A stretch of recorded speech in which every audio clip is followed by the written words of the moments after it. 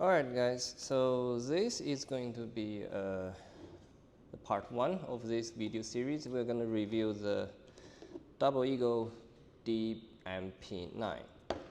I think this is a copy of a real steel because that's what usually Chinese companies do, but that's not the reason this thing tickled my fancy. So people that have been following me, you know that I'm a big fan of the ASG Scorpion EVO due to the fact it's pretty much a training weapon. You have a functional bolt catch, and the weapon stops shooting once the magazine is empty. And the only gun that does that is, apart from that, would be the Systema PTW, and that is like 5 to 6, at least 5 times the price of a Scorpion EVO. And the EVO isn't really in common people's eyes, the most bang for the buck. It's right now, I think, around 350. Cheapest deals you can get probably 330, around that. And above 300, you have great guns, like guns with steel internals, ETUs, all of that stuff, programmable. And the basic EVO is, it has an ETU, but it's not programmable. It lacks features like pre-cocking, binary trigger. It just offers you the basic most fast function. It detects the gear, completes the cycle, but that's it. You don't have anything else. Now this gun,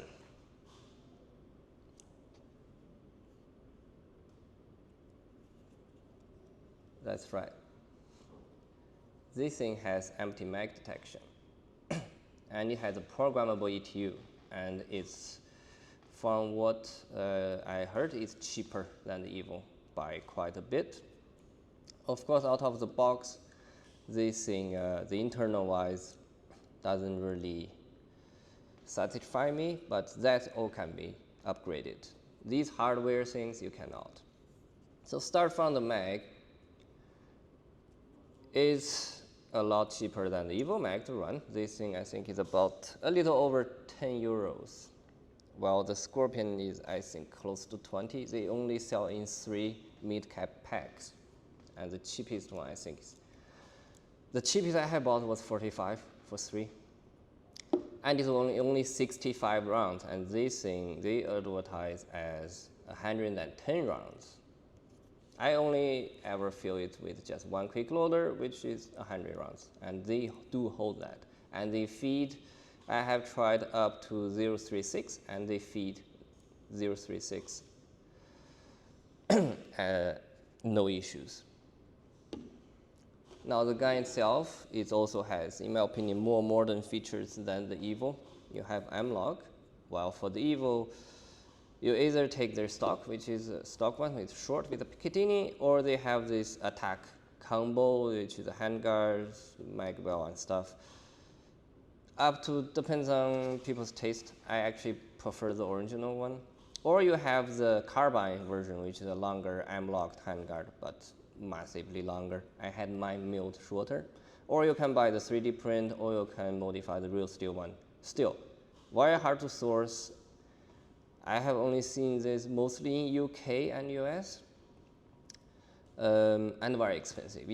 I have one 3D print that back then cost me almost 100 euros. Now, it's nylon fiber reinforced, glass fiber reinforced nylon, very stiff. But the whole receiver, this is all polymer, apart from these controls are alloy. But it's ambidextrous, selector, mag, and bolt catch.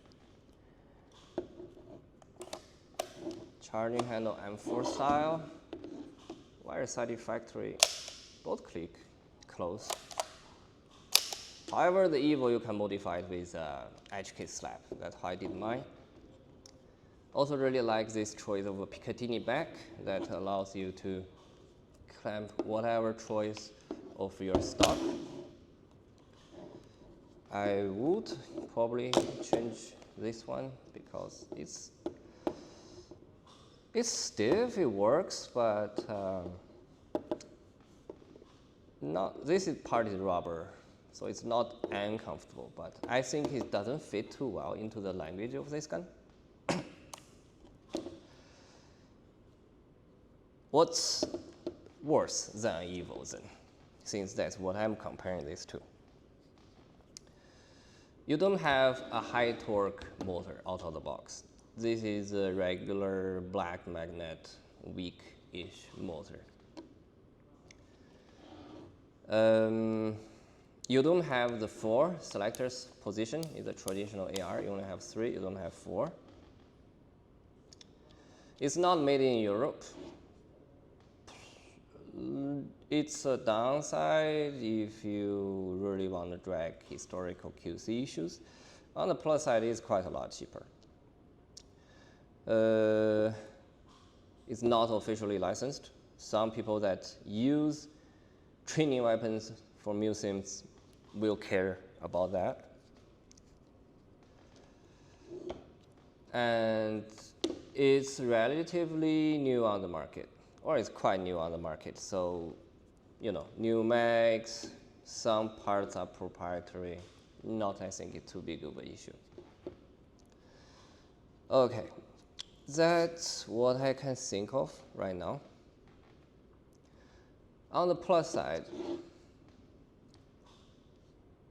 you have a V2 gearbox, V2 gears, V2 everything. I think it's not even M4, but in the second video, I will disassemble it. We will check. Grip M4, much more versatile stock. Change it over the EVO. More than handguard, easy to use. You don't really need to change this one. Best part, ample, like really ample battery space. I can easily, I have a battery inside, just so, yeah. 11.1, you can easily stack it inside. Come with the cover and you close it up. Just push it in, I fold the wires correctly. Yeah. Anyways, it is easy. I know, like right here, I'm in a hurry, didn't stuck the wires, but you can stuck quite longer, lipoing it. With EVO, I had to lace down the barrel so I can, you know, squeeze the wires and batteries. I know it's an issue for a lot of people. One of the EVO guys actually told me they run the battery pack on the side. You just remove the slim point to run the wires. On-beat control on everything, mag, bolt catch, yeah.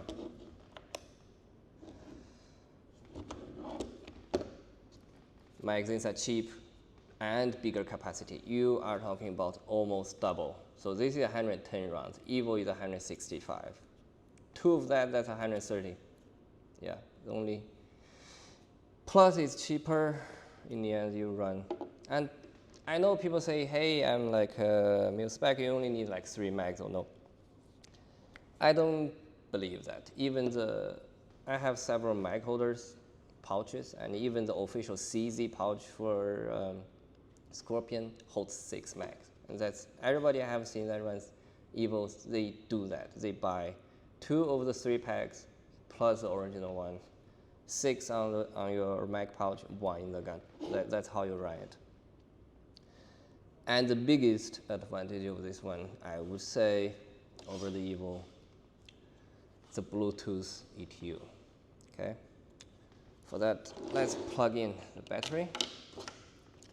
To use the Double Eagle developed Bluetooth ETU system under the name of eShooter. Okay, this time I'm gonna stack it properly so we can close the cover. It's really the wires. All right, there we go. Good. Now, probably don't need to do that. V2, connect. There we go. Dashboard, you have BB counter, rate of fire of that. Let's see. This doesn't matter too much. How much I don't really trust these too much. Like it's more for me a guideline, a ballpark. Now you go to settings, that's what's important. Selector, you can choose for semi, you can have auto, you can save, semi, auto, burst, AUG, or binary. AUG means you pull short for semi, longer for auto. And you have sniper. It's what they meant by a short delay. We can put in binary. And on auto, you have exactly the same settings you can choose. Now we can put it on burst. Okay, burst you can choose 10 to 3. 3 is the minimum, fine. Trigger sensitivity. Oh,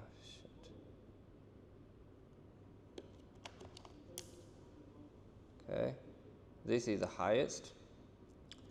Let's see if we can shoot it. No, I'm at this mode, which they call railgun mode, which basically works just like Scorpion. Magazine is empty.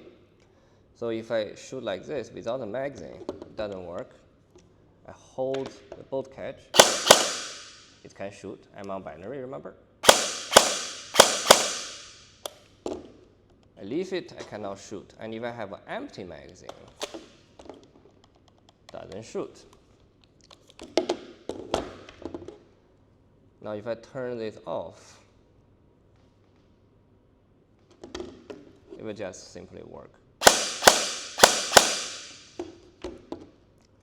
You have adjustable pre-cocking, you can turn it off. Then no pre-cocking, turn it on. Now you have much faster. However, it's not a high torque motor, so it's not that big of a difference, which is sad. On gears, you can choose sector or dual sector. Magazine mode is, I think this is a universal app, so it seems kind of weird they have this. So what this does is, even if you don't have like magazine detection, you can set a number of rounds that is available in your magazine. So let's say you're a MUSIM and you have this mag that holds 110 rounds, you just set it to 30. And yeah, if I turn this up, this goes off. If I do this, once I reach 30 rounds, we can do that. Now I have to fake that I have a magazine inside, and we just shoot 30 rounds.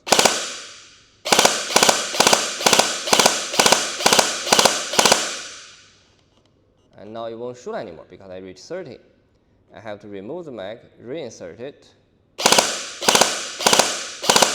then until it's 30 again. It's kind of handy. It's, I think, more for their regular guns that doesn't have this dedicated magazine. Turn it off, put this back on because we like this. Rate of fire, let's put full auto on auto. It's easier to check. Okay, put on high. Right, let's check the trigger before that. So on high, I move trigger right here. For the sake of the video, let's turn off this. Yeah. Put this 100. This is high sensitivity. If I put on low, I have to go all the way to the end, and it doesn't feel it. I think on the lowest, you have to be in something other than binary. I put on lowest. Yeah, you really have to squeeze it. So put it on high. Now, rate of fire. The full rate of fire. Now let's put 40%.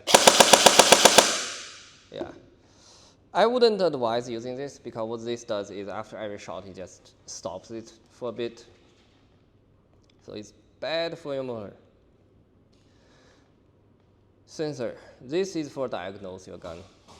Like if you test, Double Eagle has a much more detailed video. Let's not waste time on these. I know people nowadays has patience of a fish or memory of a fish or both. Pre-cocking, really nice. We have that. We have, so we can set rate of fire, we can set shooting modes, we can have pre-cocking, all of that, which you would only get that in an EVO if you upgrade the Leviathan, and the Leviathan is another $100. Overall, I think this is a replica that you really should look into. If it brings something new on the table instead of just another gun, and I really think it's quite brave of Double Eagle's part to release a gun with a dedicated magazine with a new system, really a whole system that combines a new magazine. With that, it also comes with a new hole-pop chamber, because this one feeds also until the last round. It's kind of like the EVO, just a different design. So new hop system, a new ETU system, a new mag, all of that. Quite brave of their part instead of just copy paste another V2 or V3. And here is the shooting result, which of course I'm not expecting a lot. Hole pop is usually the weak spot of Chinese-made replicas. The gun chronos with hole pop set flat, average of 329 FPS with a medium of 328. Medium is removing the lowest and highest value. The highest being this one, lowest being this one. Around 1.25 joules. Semi spread over 10 shots, 176 millimeters, so 18 centimeters. For auto, with 2.5s, 166 across the highest. I chose 0.25s because it's, as I said, usually the trajectory, the flattest, the best, around 100 meters per second. So between 300 FPS to 330. And this number, I think, is on the high end of it. Since it's a short gun, you're more likely to CQB. CQB speed is more important. All right, so the second video, we will disassemble this to take a look at part compatibilities, design choices, and the third video, we will upgrade this to its fullest.